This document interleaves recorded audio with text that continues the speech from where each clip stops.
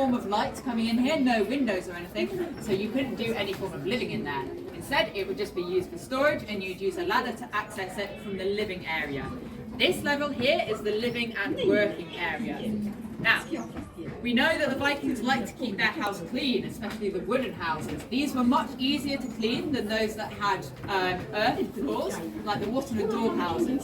Children were twice as likely to survive to the age of 7 if they lived in a wooden house, as opposed to if they lived in a wattle and daub house. So this was very important. The toilet that you saw on the way in was also discovered. Many of them were discovered in the gardens. These toilets were sealed when they dig 6 feet into the earth. They would then seal them up when they were full, and they were left sealed for 1,000 years until the archaeologists dug them up in the 70s and revealed the contents to be just as fresh as the day it was made.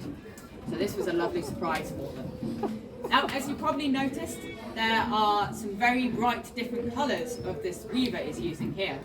Weaving was thought to be a woman's task. We know this because it was actually allowed if your husband was seen or caught using a loom, you could divorce him.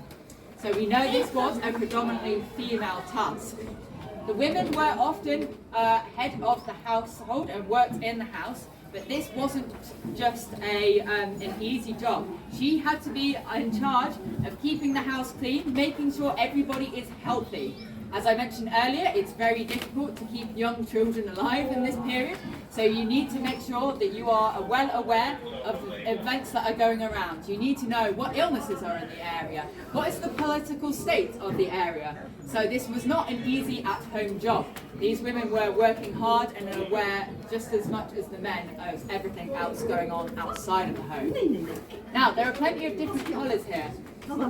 These bright colours were popular with the Vikings. So the brighter the dye, the brighter the material, the more expensive it was.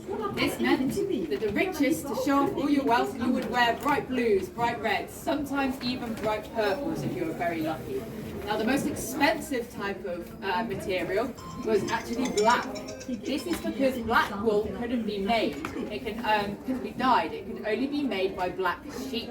So this was reserved for the clergy and the very rich Vikings. Right, we're going to head down to our Coppergate Market now. I'm going to walk down. Feel free to stroll down and take some pictures.